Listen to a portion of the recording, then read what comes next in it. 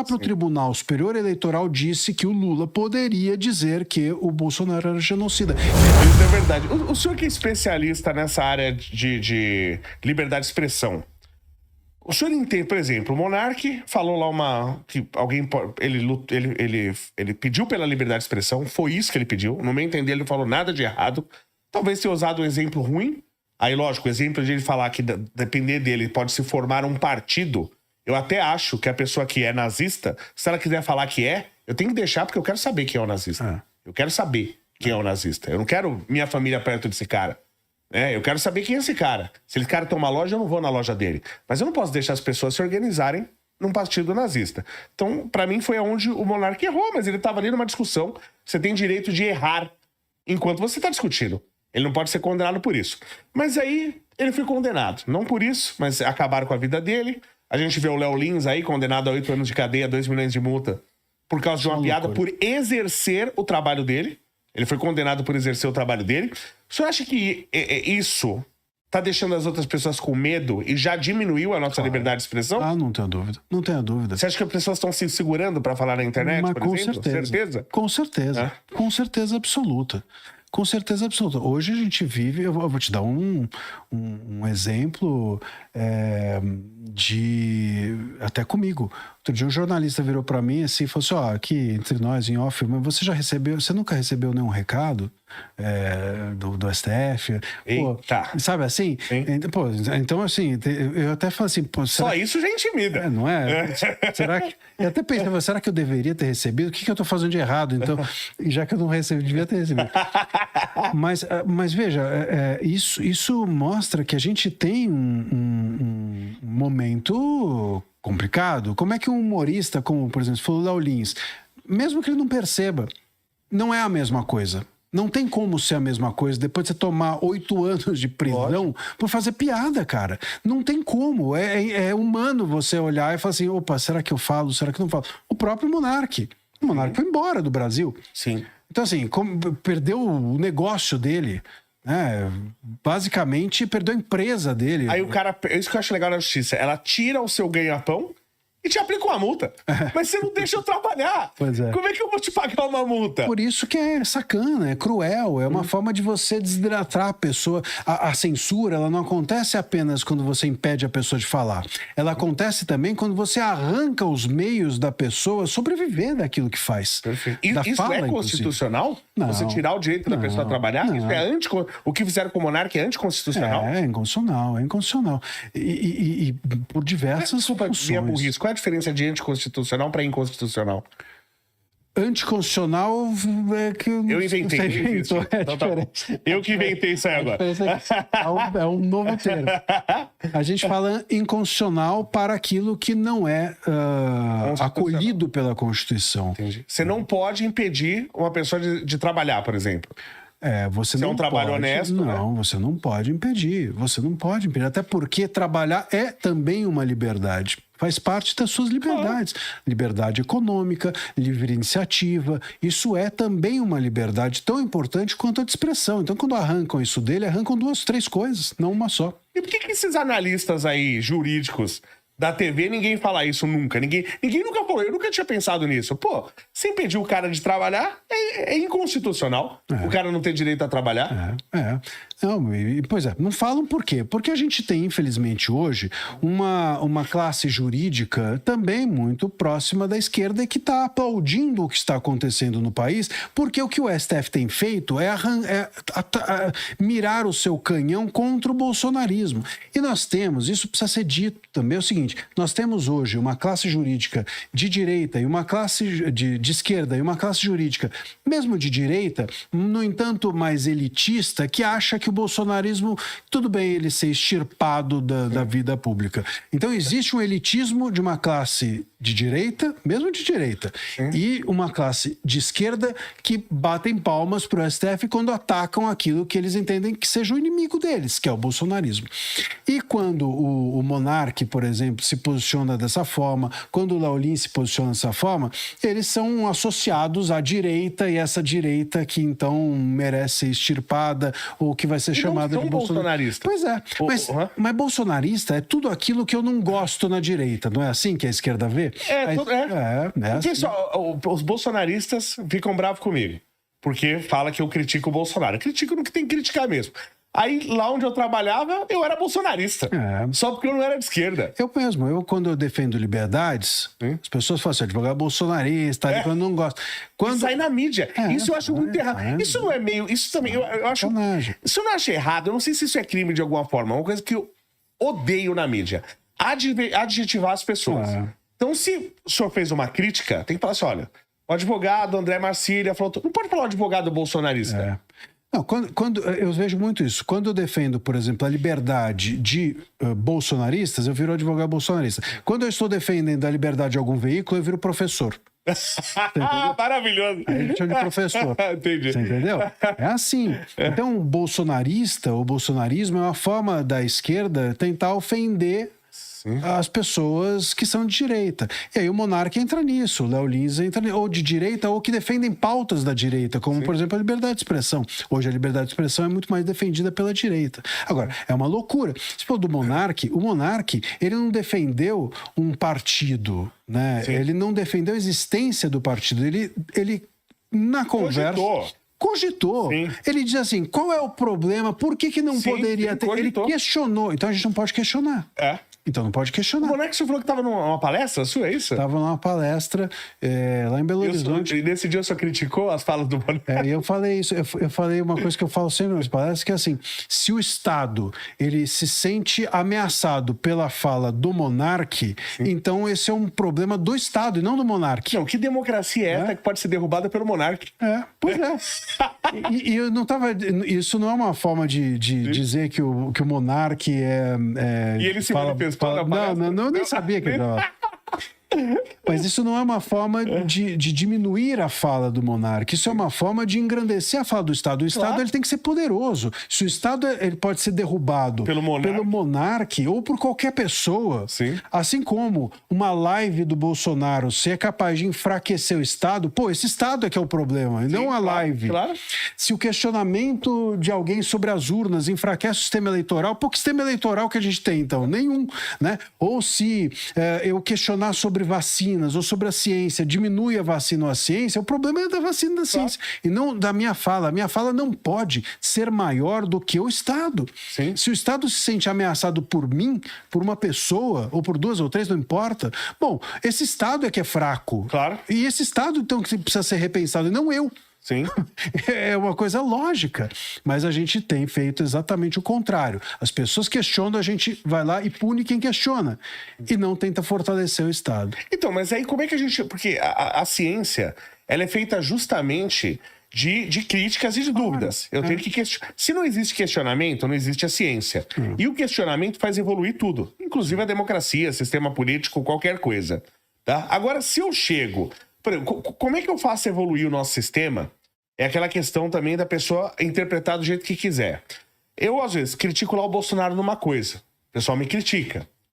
Eu não falo do Lula porque eu critico o Lula o tempo todo. Então, pra mim, a pessoa... Se você já vota no Lula, só tem duas opções pra pessoa votar no Lula. Ou você é um bandido, ou você é muito burro. Não tem outra opção pra você votar no Lula. Até agora, você não entendeu o que é o PT, ou você é muito burro, ou você é um bandido. Isso é como eu entendo.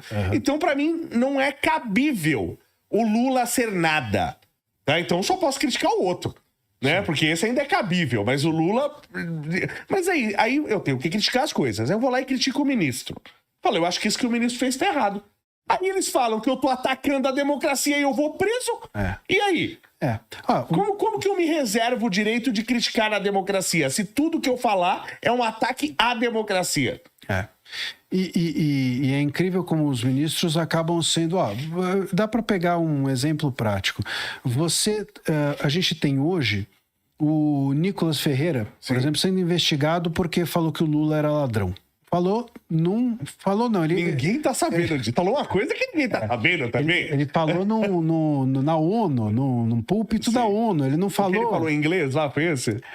Não foi? Não sei se ele falou em inglês. Eu vi o discurso dele em inglês, mas eu vi tudo. É que o Nicolas também, ele fala umas coisas que ninguém sabe. Ele falou, por exemplo, que parece que ele falou que a Erika Hilton era homem. Parece que ele falou. Aí você falou umas coisas que ninguém sabe. Uma revelação. Umas revelações que ninguém tá sabendo. Ele falou, não tô dizendo nada, hein? Aí fala, o Lula é ladrão. Aí você revela um segredo. Revela um segredo que ninguém sabe. Ninguém tá sabendo.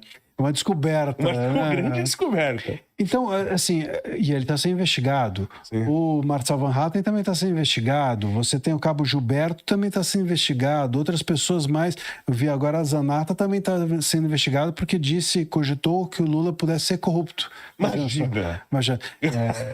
Daqui a pouco ela vai falar que a água é molhada. Pois é. É um absurdo. Pois é uma coisa assim. E nesse lugar, bom, então é isso que não pode? Sim. Então, bom, não é isso. Isso não pode para essas pessoas. Mas aí quando, por exemplo, durante as eleições, o Lula disse que o Bolsonaro era genocida... Aí não tem problema. Aí não tem problema. O próprio Tribunal Superior Eleitoral disse que o Lula poderia dizer que o Bolsonaro era genocida. Que isso fazia parte da liberdade de expressão. Então como é que eu lido com essa realidade? Sendo que, pela definição, por mais que eu acho que cometeu erros, ele não é genocida. A pessoa que fala isso nem sabe o que é ser genocida. Pois é. Aí alguém chega e fala assim, mas o Lula não é ladrão, mas o outro foi condenado por genocídio? Porque um foi condenado por roubo, por corrupção, ocultação de patrimônio. O Bolsonaro não foi descondenado por genocídio, ele sequer foi processado. Sim. Então, olha a loucura em que nós entramos. Como é que eu posso lidar com esses dois pesos, duas medidas? Você falou do Monark. O Monark, por exemplo, ele... a gente teve o ministro Flávio Dino dizendo, durante uma sessão, que tudo bem, por exemplo, fazia parte do debate dizer que alguém era fascista. Sim. Ou dizer que alguém era até mesmo nazista, e etc. Ele disse que isso fazia parte, Legal. Ele entendia que isso fazia parte do debate. Mas ele processou o Monark, inclusive acho que o próprio Monark, porque chamou de gordola. Sim. Não vai chamar de gordo, tem que ir pra cadeia. Aí eu concordo, aí não dá, aí passou do limite. Então assim, qual é o parâmetro? Sim, né? Fascista, nazista, ok. A gordola, chamar de gordo não pode. Gordola é de um pouco demais. Então assim, dentro desse espectro de subjetividades, as pessoas, o que você disse, as pessoas falam assim, bom, então é melhor não falar nada. Então é melhor não fazer piada, então é melhor não trabalhar, então é melhor eu ficar quieto. Sim. E a gente tem hoje um monte de juízes ficando quietos, você tem um monte de advogados ficando quietos, você tem um monte de jornalistas ficando quietos, você tem um monte de gente ficando quieto são pessoas que exercem a pior das censuras, que é a autocensura. Que é a censura que você mesmo impõe a você por medo. E todo mundo acho que faz isso no Brasil. Todo mundo que tá na internet, na mídia de alguma forma, e o pessoal acho que não enxerga o caminho, porque você não joga a pessoa na água fervente direto, você vai aumentando a temperatura. Sim. Então eu até falei esses dias, tem um tweet meu que recuperaram, gente, recuperem tweet à vontade, porque eu carimbo tudo que eu falei, tá? Eu falo, o que eu falei aqui, injúria de nenhum tipo tem que ser crime. Aí o que acontece? Aí racismo, injúria racial vira crime. Aí, lógico, que é óbvio que o racismo é um absurdo. Ninguém tá a favor de racismo. É óbvio que é um absurdo. Só que começa com o racismo. Aí depois eu pego a homofobia, vira análogo a racismo. Aí agora também, se discriminar um homossexual ou falar qualquer coisa de um homossexual, você pode ser preso. Só que daqui a pouco, gordofobia também vira. E aí eu vou botar meio muito na cadeia também, só de raiva, pra vocês deixarem de ser otário. Não, mas aí o pessoal não vê. Que vai escalando. Né? Daqui a pouco, carecofobia também vira crime. Não, e o pior é a interpretação que se faz do que é racismo, do que é injúria racial. Por exemplo, o Léo Lins foi processado e a prisão ou a condenação dele tem a ver exatamente com isso, com entender que houve ali racismo da parte dele. Sim. Veja, é inviável uma piada ser racista. Ou é piada ou é racista. Não existe piada racista. Sim. Assim como não existe opinião racista, assim como não existe opinião misógina, assim como não existe piada misógina. Se é piada, não é racista. Sim. Se é racista, não é piada. Sim. Se é piada, não é misógino. Se é misógino, não é piada. Por quê? Porque a intenção é que é o parâmetro. A métrica da liberdade de expressão tem a ver com a sua intenção. Então, se a sua intenção foi fazer piada, não é racismo. Se a tua intenção for ser racista, humorista, não é piada. Claro. Você entende? Então, assim, ele entrou num palco, ele é um personagem. Sim. O Léo Lins subiu num palco, é um personagem. É igual o soco no ringue. Enquanto tá no ringue... É isso, é a mesma coisa. Enquanto tá no ringue, é um personagem, ele tá ali, sim, assim como um lutador tá em cima assim como o cantor tá em cima do palco, ele não tá falando, você tá cantando. Você tinha a música lá, Nega do Cabelo Duro, ninguém foi preso por cantar essa música. E pronto.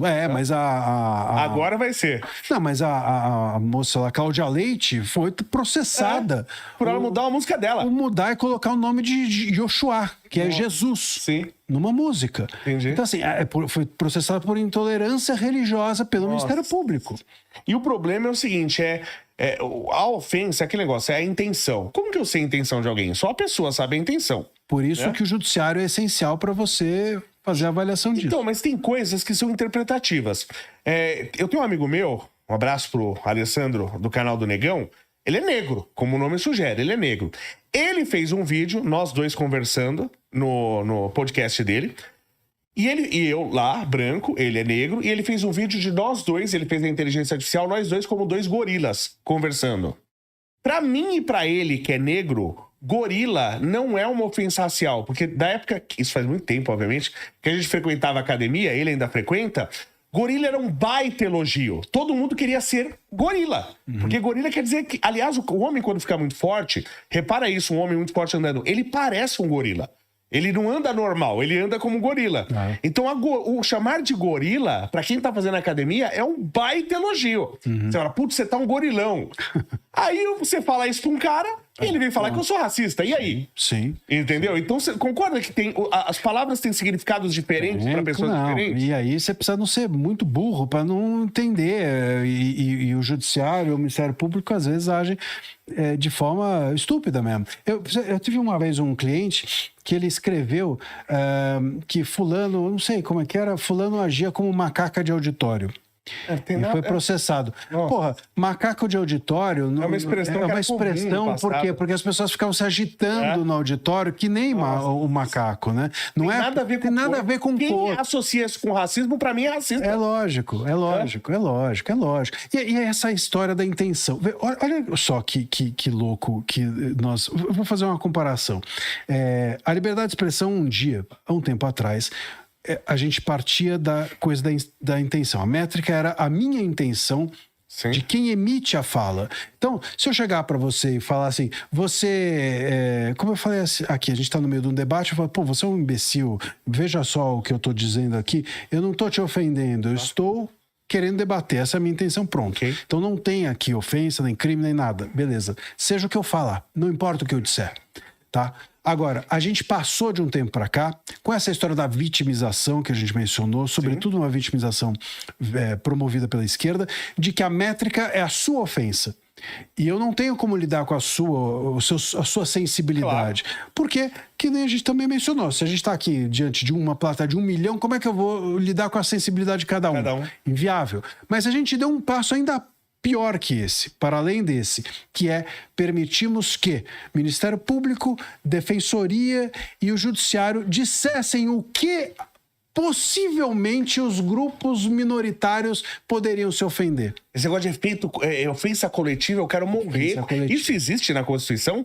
Isso não existe na Constituição, mas isso existe nas legislações infraconstitucionais, vamos dizer assim, e isso tem guiado hoje boa parte das condenações. Nossa, isso é um absurdo. O Bolsonaro foi condenado a pagar R$1 milhão porque ele fez uma brincadeira com um seguidor dele que era negro e o cara veio ao público fazer, eu não me ofendi, mas o Ministério Público falou, não, você se ofendeu sim, eu é que sei o quanto que você deve ficar ofendido. Mas isso aconteceu com o Léo Lins. O Léo Lins também entrou racial, a questão racial. Foi o Ministério Público. Ele chamou. É que tá, o Ministério Público devia existir para defender a gente, para fazer alguma coisa de útil. Como, por exemplo, cuidar dos direitos de pessoas que estão aí, tão frágeis, estão aí passando fome, morrendo na cadeia, morrendo nas ruas e tal. E não ficar atrás de humorista. O caso do Léo Lins é emblemático. Nós fizemos na Lesp lá, o MBL fez um evento na Lesp em homenagem a ele, em prol, até o Guto Zacarias lançou uma lei para a liberdade de expressão no estado de São Paulo. O curioso dele é que ele foi processado, aí uma juíza branca julgou. O Guto Zacarias, que tava lá, ele foi como testemunha. E ele falou, eu, negro, não me ofendi. Aí a presidente do fã-clube dele é uma mulher negra. E aí a mulher negra falou assim, ó, eu não me ofendi. E aí a juíza pegou e falou, não, vocês se ofenderam sim. Como vocês se ofenderam? Isso pra mim é tipo um senhor da senzala, né? Falou, não, vocês têm que sentir o que eu tô mandando vocês sentirem. É uma escravidão moderna, isso é uma palhaçada. Não, e a gente tá na época da ditadura que a gente tinha no regime militar também, que você tinha o censor ali na casa de espetáculo, no teatro, você tinha que fazer a peça pro cara. Se o cara gostasse, a peça era aprovada. Se o cara não gostasse, era assim que era feito. Então, o cara, antes de fazer um show, ele fazia um show para o censor. Ele fazia uma peça de teatro para o censor. Agora a gente tem que contar piada pro Ministério Público. Chama lá o promotor, cada opinião que alguém der, cada piada que alguém fizer, chama o Ministério Público, vamos contar piada para ele. Se ele disser que é ofensivo, ok, porque não importa mais se eu tenho intenção, não importa mais se o cara, mesmo o cara que é negro, o cara que é mulher, o cara que se ofendeu ou não, importa é o que o promotor acha. Então vamos chamar os promotores agora para todo espetáculo. O Léo Lins é um promotor e fala assim, aí, posso fazer o espetáculo ou tá ofensivo? Cara, é um absurdo. Assim como o senhor, vivi os últimos, claro, enquanto criança, mas nós dois vivemos os últimos 6 anos do regime militar. Era melhor que agora. Era melhor. Era melhor que agora. Era muito melhor que agora. Até porque, naquele momento, eu sabia quem era o censor. Sim. O censor estava lá. O censor entrava na redação e era o João aqui, era a Dona Maria. As pessoas conheciam pelo nome o censor. Hoje, não. Eu não sei. O censor é o Ministério Público. Quem é o Ministério Público? Uma denúncia, você não sabe de quem é. Eu sou denunciado por alguém que eu não sei quem é. Já a minha como é que se fala? Você tem direito à ampla defesa, já não é ampla. Porque eu não tenho direito nem de saber se a pessoa que tá me denunciando é por perseguição ou não. Né? Aliás, eu sou denunciado. Agências de checagem. Agência de checagem é maravilhosa. Não é ótimo? Outro dia eu tive um conteúdo meu checado, você acredita? Nesse caso do Léo Lins. Porque ele foi condenado pela lei anti-piada, que é uma lei que fizeram, não sei o quê. E nessa lei, a lei ela serviu para dar uma bombeada, uma turbinada na condenação. E aí, o que eu fiz? Eu fiz uma postagem dizendo exatamente isso. Falei, olha, a condenação do Léo Lins foi ampliada pela lei antipiada. Aí veio o Estadão Verifica. O Estadão entrou em contato comigo. Estadão Verifica. E postou embaixo assim, não, a lei antipiada não serviu para aumentar a condenação, serviu para aumentar a pena. Eu falei, porra, mas a pena não tá na condenação, cacete? Ai, cara. Então, qual é a diferença? Fala pra mim. Agora, um jornalista se sente no direito de botar lá o meu conteúdo como parcialmente falso. Eu, um advogado, porque ele tá me dizendo que serviu para aumentar a pena e não a condenação. A minha vontade é ligar para jornalista e falar, e a pena faz parte do quê? Do universo? Não é a condenação? Pena e condenação, minha querida, é a mesma coisa. Mas a agência de checagem tem o direito de entrar lá no Instagram e classificar como parcialmente falso o seu conteúdo diminui o alcance. Então é disso que a gente está falando. Quando a Marisa, a esposa do Lula, a ex-esposa do Lula, ela faleceu, descobriram que ela tinha 12 milhões lá, que ela ganhou, acho que vendendo Avon. Melhor vendedora da história da Avon mundial, né? Grande vendedora. E aí saiu essa notícia. Aí saiu da agência de checagem, né? Saiu lá. Marisa tinha 12 milhões na conta. Falso. Aí todo mundo vê que é falso, acabou. Aí eu fui ler a matéria. Aí tava lá, é mentira, porque ela tinha, na verdade, 11.999.998. Gente, você já ouviu falar em algarismo significativo? Você sabe o que é isso? Só faltava até 15, né? É falso que ela tem 15. Gente, então é uma piada. Eu falei uma... Mas o cara só leu falso. Só leu falso. Pronto, e acha que tudo é mentira. E as pessoas usavam isso. Quando o pessoal ia na rua e falava, a Marisa tinha 12 mil. Não, é falso. Saiu que é falso. E aí eu recebi um e-mail, 2 e-mails do Estadão, porque viralizou, toda hora viraliza um vídeo meu. Aí viralizou um que eu falo uns números sobre o Lula, dos gastos dele e tal. Aí perguntaram... mas onde você viu esses números? É legal que eu mandei as matérias. Eu falei, vocês mesmos publicaram? Vocês não viram? Vocês publicaram. Só que quando eu falo números do Bolsonaro, ninguém vem consultar se é verdade ou se é mentira. Se eu falo do Lula, aí vem consultar. Se eu falo do Bolsonaro, não. E eu acho que tem que atacar todo mundo. Eu vi uma piada esses dias do Cássio Zogro. Cássio Zogro é meu amigo, adoro ele. Né? E ele faz piada com o meu grupo político. E tem que fazer.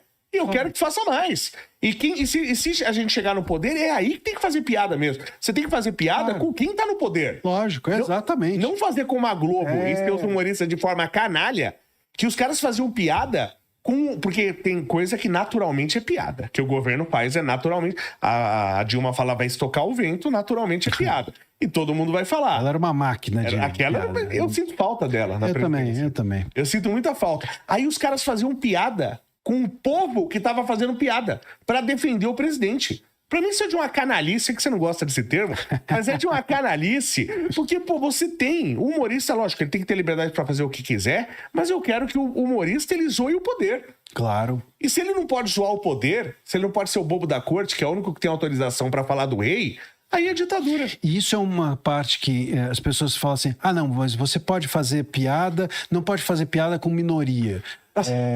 E tal. E por isso é um absurdo. Então, mas por primeiro, que quem é minoria?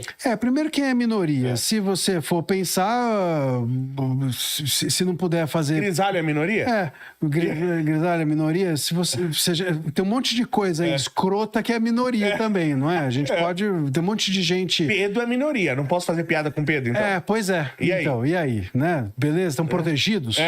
Outro dia teve uma lei que queriam classificar políticos como minoria a ser protegida. Era um projeto da filha do Eduardo Cunha. É verdade. É verdade! Eu vi! Eram minorias desfavorecidas. É uma piada por si só, concorda? Então, e aí? Então, qualquer minoria vale? Então, esse é um ponto. E segundo é o seguinte, essas minorias, ou algumas minorias, elas estão no poder. Sim. Hoje você pega, por exemplo, as minorias que são do LGBTQIA+, não sei o que lá, essas pessoas, esses grupos estão no poder. Sim. Então eles são o poder. Então eles não são... Eles têm um poder absurdo. Então eles não são alvo de piada porque eles são desfavorecidos. E sim porque eles estão no poder fazendo projetos de lei. Sim. Fazendo projetos de lei, impondo medidas e etc, políticas públicas, etc. Tanto que você pode falar de um religioso, mas não pode falar de um homossexual. Então. E é disso que você falou. Bom, eu tenho que fazer piada com quem está no poder. Mas quando um grupo minoritário entra no poder, ele tem de ser alvo também da piada. Claro! Eu me lembro, a gente até estava, antes de começarmos, a gente falou de uma medida do Flávio Dino, e eu vou recuperar aqui porque é interessante. O Flávio Dino, ele deu uma decisão um tempo atrás de que livros que continham conteúdo homossexual, de uma forma que ele entendeu pejorativa, deviam simplesmente ser proibidos. Tipo a Bíblia. Ele quer proibir a Bíblia. Por exemplo, em último caso, ele chegaria na Bíblia. Que é normal em países comunistas. É normal em países comunistas e ele é declaradamente comunista. E o ponto é o seguinte, e eu até, quando isso sair, eu falei assim, será que o Dino, se alguém escrevesse um livro falando de morador de rua, será que o Dino ia proibir? Falando que o morador de rua é isso, aquilo? Ou será que essa minoria não interessa? Não vale, Não vale. Tem minoria que é melhor, entre aspas, que outras minorias. Porque tem minorias que estão ligadas ao poder e tem minorias que não estão nem aí. E ninguém está nem aí. Eu sempre brinco com esse negócio da minoria do albino. Ninguém defende o albino. Ninguém quer o albino. E aí, eu posso falar mal do albino, tal, não tem... Você falou do careca, o gordo não pode, mas careca pode. Careca já tá a maioria. Tá todo mundo aí falando careca, gordo, quer dizer, já tá... o careca do INSS. Aliás, na CPMI tava lá, os deputados, senhor careca, do cara perguntando, senhor careca do INSS. Ele falou, não vou responder as perguntas, mas o cara fez questão de todas as perguntas, o relator lá, sei lá quem era, fazendo todas as perguntas, ele começava, senhor careca do INSS. Claro que era pra sacanear o outro. Então assim, aí pode, aí tá tudo bem, aí é só engraçado. Então tem minoria e minoria. Sim. Tem minoria que pode zoar, que pode fazer piada, e tem minoria que não pode. As minorias que estão no poder. Essas minorias que estão no poder são minorias opressoras das demais minorias, inclusive. Né? Eu gosto de sempre citar o caso do South Park.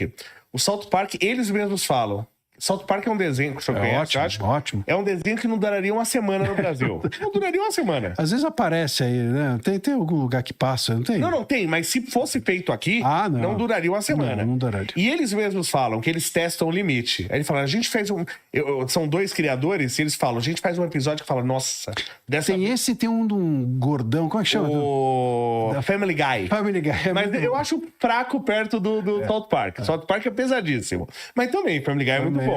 E eles falam que eles testam o limite, que eles fazem um episódio, que eles falam, nossa, agora a gente vai ser preso. Aí sai o episódio e não acontece nada. Aí eles fazem outro, eles não falam de ser preso, que lá não tem isso. Mas falam, nossa, agora vão cair em cima da gente. Aí não acontece nada. Porque o pessoal já fala assim, é South Park. Então já ninguém liga. Exato. Quando eles fizeram um episódio sobre trans... E eles muitas vezes eles inventam coisas. O de trans eles não inventaram nada. Era assim, era uma trans concorrendo nas Olimpíadas, que é o que tá acontecendo. Eles só colocaram verdades. Nossa, queriam matar os caras, processar e não sei o quê. Então hoje chegou, você mexer com o T, né, do LGBT, que agora teve uma... Eles quebraram agora, que era LGTV 4K HDMI+, né? Agora eles separaram gays e lésbicas... Separaram dos trans e queer, que eu não sei o que é queer até hoje. Separaram lá nos Estados Unidos e estão querendo vir só... Porque a gente só impõe... O Brasil não tem personalidade. O Brasil é um país atrasado em relação à América. O que acontece lá de moda vem pra cá anos depois.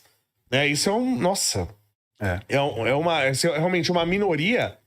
que tá no poder, que manda. Tá no poder. O careca ninguém defende, o albino ninguém defende. É um morador de rua. Quero ver alguém chegar, quero ver o Dino sair por aí buscando se tem algo a proibir quando alguém fala de mendigo. Sim. O Sai de Baixo, lembra o quanto que se zoava pobre no Sai de Baixo? Pobre. Se fosse hoje, o Sai de Baixo não durava uma semana no Brasil. Então, e aí, a gente precisa entender o seguinte, se o humor serve para criticar o poder e a gente tem minoria dentro do poder, então a minoria tem que ser criticada. Ponto. Perfeito. Ponto. A minoria, senão a gente perde a função do humor. A função do humor é zoar. Exatamente. Olha, quando Porta dos Fundos, por exemplo, eles sempre falaram isso. A gente fala de religião católica porque o católico é que está no poder. Mentira. Eles falam do católico porque o católico, o cristão, ele é tolerante. Mas que seja. Eles falam por isso. Que seja. Se essa é a lógica, então também está no poder o LGBT, que é mais, etc. Enfim, você tem hoje, mais ou menos, arredondando, você tem um pouquinho mais, por volta de 2 bilhões de cristãos e por volta de 2 bilhões de muçulmanos. É que se você fizer piada com muçulmano, você morre. Entendeu? Então todo mundo zoa cristão porque é a religião mais tolerante do mundo. É o cristianismo. Então por isso que todo mundo zoa. Sim. Eles não têm coragem para. E até, inclusive, o Fábio Porchat já falou isso. Se eu zoar, o pessoal cobra que a gente não zoa muçulmano. Ele fala: se eu zoar, eu morro. É lógico. Então zoar o tolerante é fácil. Agora zoa o que tá no poder, o que vai te matar. Aí eu quero ver. Exatamente. Olha o que aconteceu lá na França. No Charlie Hebdo, né? Exatamente. Certeza. Perfeito.